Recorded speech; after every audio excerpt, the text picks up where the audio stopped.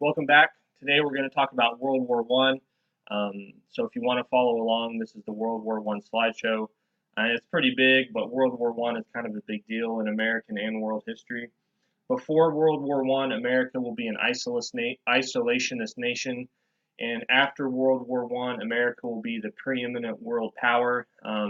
America will retreat back into isolationism, but then get dragged out of it completely during World War Two and after. Woodrow Wilson as president during World War One. He cast America's entry into the war in idealistic terms. He famously said the world must be made safe for democracy. This is a cornerstone of American foreign policy to this day, and to a greater or lesser extent, most American presidents are Wilsonian in that they make democracy a central component of foreign policy. World War One was fought from 1914 to 1918. It's fought all around the world. 70 million men mobilized for war, 10 million soldiers killed. That's about 6,000 a day. 6 million civilians killed, but to be fair, we don't really know how many were killed. Um, World War One is total war. It demands total mobilization of the armies, the economies, the societies, and the hearts and minds of the people in the countries. The outcome is either total victory or total defeat. Propaganda is a big part of World War One. We'll talk about that once we get to the American section of World War One. But governments are really trying to get their citizens to be behind the war effort completely. Totalitarianism is also an outcome of World War One. Mussolini, Hitler, Stalin, a lot of the dictators we associate with World War Two kind of have their origins in World War One. World War One introduces the 20th century to mass genocide. There's the Armenian genocide, where maybe 500,000 to 2 million Armenians are killed by the Turks through execution, starvation, or forced relocation. There's a little bit of religious implications that the Armenians are Christians and the Turks are Muslims, but there's also the fact that the Armenians supported Russia because they have more in common with Russia than they do with the Ottoman Empire, even though the Armenians live in the Ottoman Empire. World War One produces the Russian Revolution of 1917, and we see the creation of the first communist state, the Union of Soviet Socialist Republics. And you could kind of argue that the Cold War, which we'll look at a lot later, also has its origins in World War One. That'll probably make more sense as we get there. Um, New kinds of words or uses come out of World War One for words. You know, there's trenches, there's no man's land, there's the wristwatch. Gentlemen used to carry pocket watches, but when you go into battle, you can't run around with that thing jingling. The trench coat comes into fashion. Daylight savings time. So World War One really changes a lot. Excuse me. There's all kinds of new weapons, machine guns, artillery, poison gas, tanks, airplanes, submarines. There's even zeppelins. If you want to click on some of these links, you can kind of see some of the different weapons that were used, little YouTube clips about them. Um, the map of Europe is totally redrawn. If you look at slide 23, you can see Europe in 1914 and then Europe in the 1920s. The map of Europe totally changes because of World War One, and a lot of historians, and I tend to agree with them, they don't believe Hitler and World War Two would have been possible without World War One. Okay, I'm going to get into the causes of World War One, but basically what ends up happening is you kind of have a rise of militarism in Europe, you have an alliance system, you have nationalism, you have imperialism, and then you have the assassination of Archduke Franz Ferdinand. He was the heir to the Austro-Hungarian Empire. He's killed by Serbian nationalists.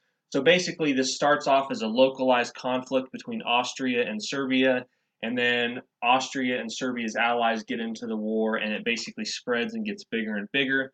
If you look at slide 28, you can see that the Allied powers are England, France, and Russia for the most part, and Serbia. And then the Central powers are Germany, Austria Hungary, the Ottoman Empire, Bulgaria. Italy had been on the side of the Central powers, but then she switches and joins the Allies in return for a promise for territory after the war. And basically, if you look at slide 29, this is kind of how World War One starts. Uh, Serbia and Austria have a tussle. Russia is the big brother of Serbia, so Russia tells Austria, hey, don't mess around with Serbia, we're here to protect them. Well, Germany is supposed to protect Austria, so Germany tells Russia, hey, don't you pick on Austria, we have to defend them. And then France says to Germany, hey, don't pick on Russia, we have an alliance with Russia. And then Germany basically goes to war against France and Russia. The best way to invade France is through Belgium. So there's this thing called the Schlieffen Plan. If you look at slide 30 and 31, you can kind of see it. Basically, what ends up happening is the quickest way to get to France is through Belgium. And here's what the Germans decide to do. Let me backtrack. If you look at slide 30, basically Germany has France and Russia as enemies. So Germany has to split her army two directions. France is a small country geographically, and they're more advanced than Russia. Russia's backwards, doesn't have many trains or railroad tracks, and is geographically huge. France can get into the fight right away. Russia takes a long time. Russia's kind of compared to a steamroller, very powerful but very slow to get moving. So basically, Germany says we have something like 42 days to defeat France, and then by the 42nd or 43rd day, Russia will be ready to attack. So let's defeat France quickly, and then we'll turn our attention to Russia. Well, if you want to defeat France quickly, you have to go through Belgium. So that's what the Schlieffen Plan was all about. So I've got some maps on here. It's not important for American history, but I kind of just want to tell a little bit of the story. Because the Germans go through Belgium, uh, they attack a neutral country. England gets involved in the war because they guaranteed Belgium's sovereignty. So when Germany invades, England has to go to war. And basically, what happens is it's all about speed for the Germans. Some of the Belgian citizens, some French soldiers in Belgium, uh, resist. So basically, if the Germans move in a village and they get resistance, sometimes they might execute half of the village to kind of show, hey, don't slow us down. Basically, the Germans are pretty rough on Belgium. So there's this thing known as the Rape of Belgium. Basically, there's atrocities committed against civilians. There's old universities and churches burned. Basically, the Germans kind of have a heavy hand as they march through Belgium. And this is, America, who's neutral, doesn't really have a side. America kind of sees this and says, whoa, Germany, you're getting out of hand. So there's American journalists. If you look at slide 36, Richard Harding Davis, he was also a prominent journalist during the time of the Spanish-American War. I think I shared some of his writings earlier. He goes to Europe and he kind of gets America to realize that Germany is the aggressor nation. Edith Wharton also goes there. She's a famous novelist. She basically says that Germany is behaving with a hard hand. So a lot of Americans, even though we're neutral, kind of tend to see the British and French point of view because Germany seems kind of barbaric. To be sure, there's atrocities all over the place, but that's not always how it gets portrayed. Basically, the Germans get really close to Paris. There's a great battle outside of Paris called the Battle of the Marne. I'm on slide 46. Just as Paris is about to be captured, the British and the French push back the Germans and save Paris. And there's basically this race to the sea. So if you look at slide 48, you've got the armies right outside of Paris, and all of a sudden they start marching to the English Channel, to the sea, and this is kind of where trench warfare starts to set in. The armies are trying to get around each other. That's kind of how my arrows are going, but they can't get around each other, so you have trench warfare. The first few months, if you look at slide 50, huge amounts of losses. Like previous wars in Europe, this might be what the whole war would cost, but now you have millions of men being killed in the first, 4 to 6 months. It's just a terrible cost. The first couple of months is really quick, but then trench warfare sets in, and basically the lines don't really ever move after that because everyone's so well dug in. And you've got rifles that can shoot 1,000 yards. You've got machine guns. You've got artillery. It's very hard to attack and take your enemy's trenches. Sorry, I keep having to hiccup and burp. Okay, so Europe's fighting America. What do they have to do with World War I? Well, there's not really any vital interests for America picking a side. America has good economic relationships with the Allies and the Central Powers. America has a history of staying out of Europe's messes. And many Americans are immigrants from the countries now fighting. So there's tons of people over here. There's millions of people, the Germans, the Irish, who are cheering for the Central Powers. There's millions of immigrants, you know, French immigrants, English immigrants, Russian immigrants that are cheering for Russia. So America is kind of a divided country, and Woodrow Wilson knows he's got to walk a tightrope because of this. So early on, America's neutral. There's a song on slide 53 I'd like you to listen to. This is kind of an anti-war song about staying out of America, keeping America out of war. Tons of people in American politics want us to stay out of war. The people on slide 54, Henry Ford, Andrew Carnegie, Robert La Follette, Eugene Debs, and others. Across the whole political spectrum, a lot of people say that this war has nothing to do with America. And Wilson said, it would be a calamity for the world at large if we should all be drawn actively into this conflict and so deprived of all disinterested influence over the settlement. Americans must be neutral in fact as well as in name. We must be impartial in thought as well as in action. The people of the United States are drawn from many nations, and chiefly the nations now at war. Some will wish one nation, others another, to succeed in the momentous struggle. So basically, that's what Wilson says at the beginning of the war. So he kind of says, be neutral in thought as well as in action. Colonel Edward House, who was a big advisor to Wilson, he said, Germany's success would ultimately mean trouble for us. We'll have to abandon the path that you are blazing as a standard for future generations with permanent peace as its goal and a new international ethical code as its guiding star, and instead build up a military machine of vast proportions. So even though America is neutral, America leans towards the Allies. English is even if it's not legally the official language, English is officially, for all practical purposes, the language of America. The culture of America, the history of America is more closely aligned with the Allies than the Central Powers. And a lot of Wilson's advisors are pro-British. William Gibbs McAdoo, which was Wilson's Secretary of Treasury and his son-in-law, he said, Great Britain has always and will be our best customer. The high prices for food production have brought great prosperity to our farmers, while the purchases of war munitions have stimulated war industries and have set factories to full capacity. Great prosperity is coming.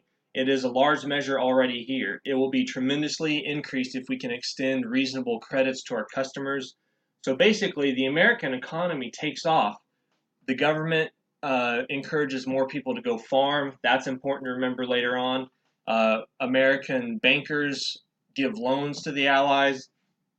It's important that the Allies win because if the Allies lose, they won't be able to pay us back, but if they win, they probably will. And manufacturing booms because we make weapons for Europe. Now, here's kind of how America gets dragged into the war later on. I'm on slide 59 right now. Britain and Germany blockade each other. But here's the issue. Look at the two ships on the left of slide 59. The British have these big battleships that sit above water. When a ship from America comes to Europe, and maybe that ship's going to trade with England, maybe it's going to trade with Germany, that British battleship or destroyer can point its guns at that ship, that merchant ship, and say, we're going to inspect you for contraband of war, and let's say they find it on there. They let the civilians get off the ship. They either sink the ship or take the ship to England.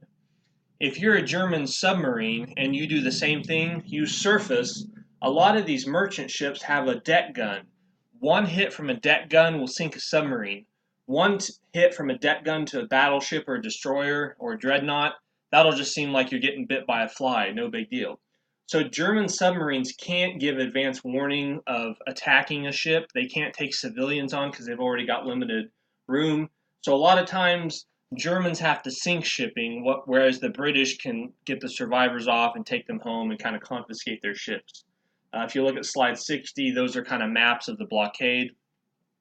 If you look at slide 61, there's a little YouTube clip of a Q ship. Those were merchant ships. The British put a secret deck gun on. The gun would be under the deck, and you could basically hoist it up all of a sudden in a matter of seconds, and it would be ready to fire. So even if the Germans look at you and you don't look like you have a gun on deck, there's secretly one below.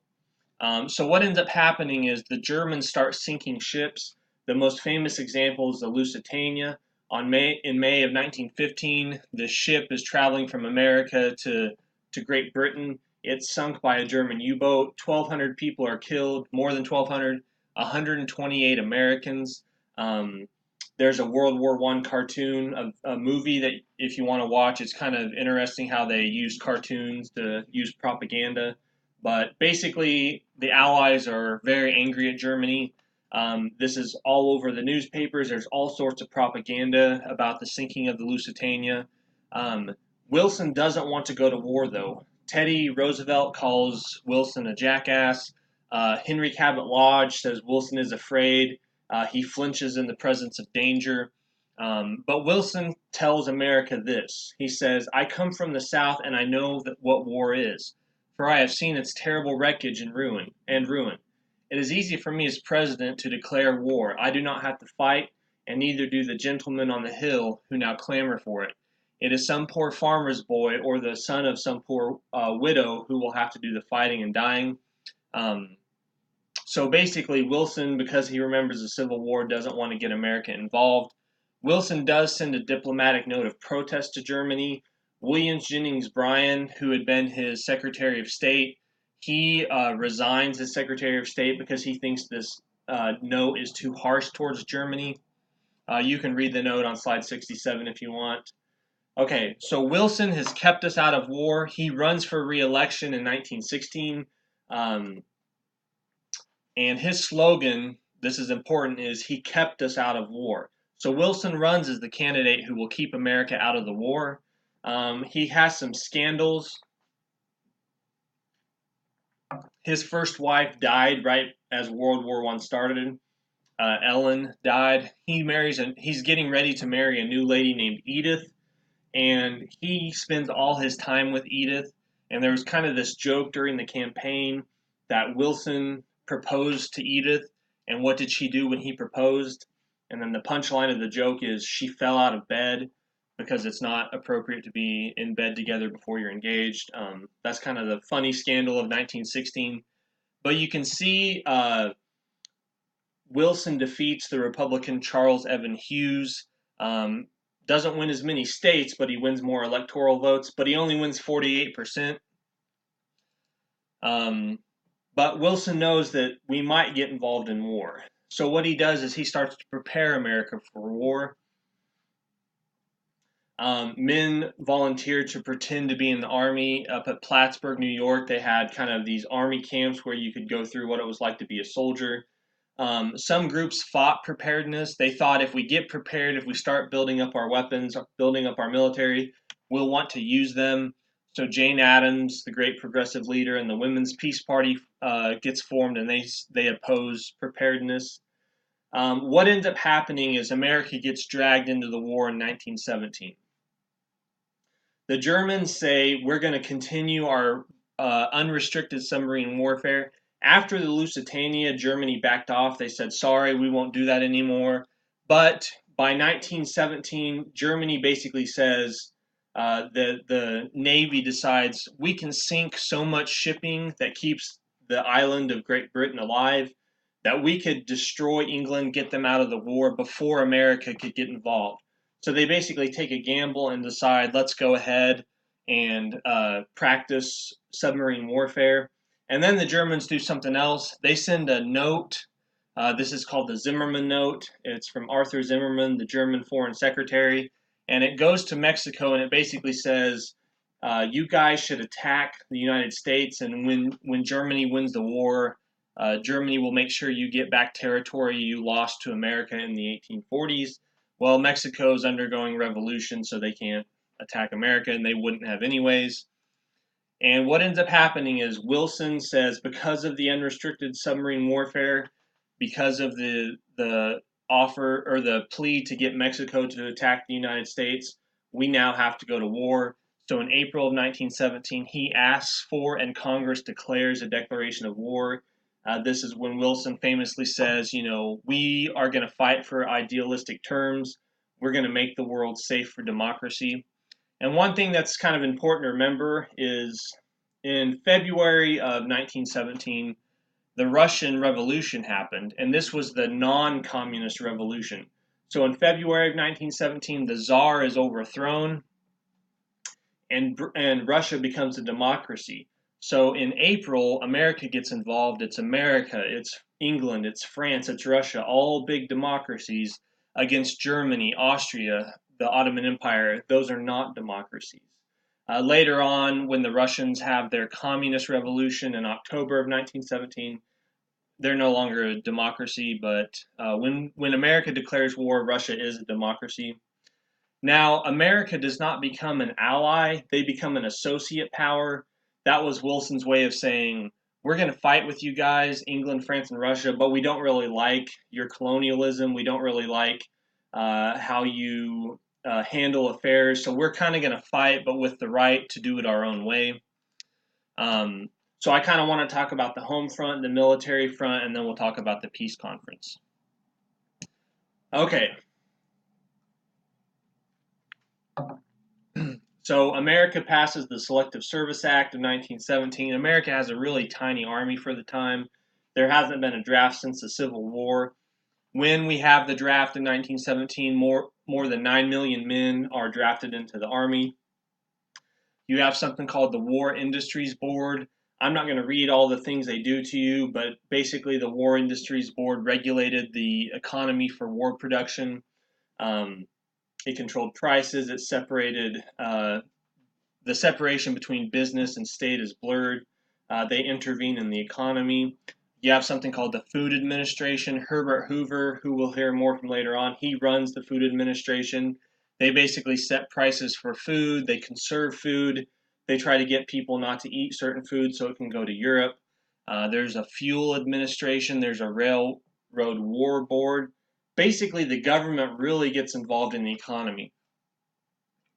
World War I and World War II are probably the most centralized the American economy has ever been. There's all kinds of food posters trying to get Americans to eat or not eat certain types of food. If you look at slide 84, you can see that. Food will win the war is a big slogan. There's something called the Committee on Public Information. This is kind of a propaganda committee, but it's also kind of creepy. A man named George Creel oversees the CPI. He's the one that came up with the "He kept us out of war" slogan. Basically, from 1914 until 1917, the government tells Americans, be neutral, don't pick sides, don't get involved in the war. Well, then all of a sudden, in 1917, America goes to war. The government says, you need to be focused on the war. You need to take sides. There's no room for middle ground. You're either with us or you're against us. So the American government, through the CPI, basically wants the American public opinion to do a 180. There's tons of censorship throughout the American media. There's all kinds of people going around spying on their neighbors. There's 4 Minutemen who are supposed to give a 4-minute speech originally between movies, but then later on just on the street corners, trying to get everyone pumped up for the war. There's all kind of pamphlets going out. There's loyalty leaflets. There's all kinds of mass movements to try to get Americans to support the war. If you look at slide 87, there's a really kind of famous poem that a 4-minute man would read.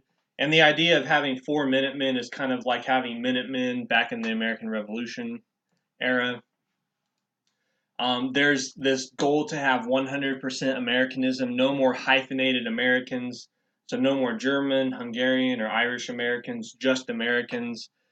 There's no more German being taught in schools. People stop listening to Beethoven. The Uncle Sam that we all know is created during this time. If you look at slide 90, I've got a picture of it. There's all kinds of movie stars that sell Liberty bonds and try to get Americans to support the war effort. If you look at slide 91, I've got YouTube clips of short movies. These are usually 10 to 20 minutes, basically supporting the war effort. They're pretty cool. If you got some extra time, you should click on some of these. I like The Beast of Berlin. That's a pretty interesting one. There's a war exposition that travels around America. It basically shows off captured war material from Europe. You can eat food like a soldier.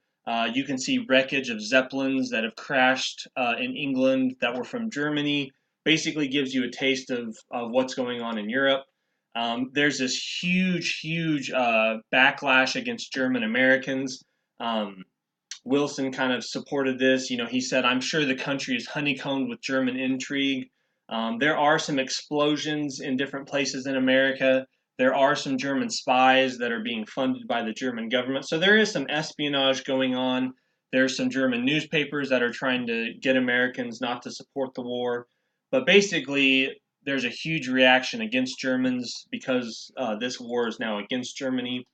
Um, there's this kind of weird group that gets formed uh, through kind of the police forces. About 500,000 men and women are photographed because their loyalty is questioned. The CPI publishes articles on how to identify pro-Germans. J. Edgar Hoover, the future director of the FBI, oversees this. There's concentration camps built in case we have to lock up mass number of German Americans. There's something called the American Protective League. Basically, it's kind of this quasi-military force. There's over 250,000 Americans that belong to it. They basically watch out for spies. They enforce loyalty. They intimidate people who don't support the war. They arrest American citizens suspected of disloyalty. Maybe you complain about food rationing. You could get arrested for that. There's these things called slacker raids, where basically the APL has these mass raids where they arrest people who they think are not signing up for the draft or draft dodgers. World War I is probably the biggest time that American civil liberties have been threatened and basically like ignored. Now, I would say it's the second. Probably the biggest is if you count segregation. What the South and other parts of the country did to blacks, not letting them practice their civil rights like voting or taking part in American life. But beyond that, this is probably the biggest time that this goes on.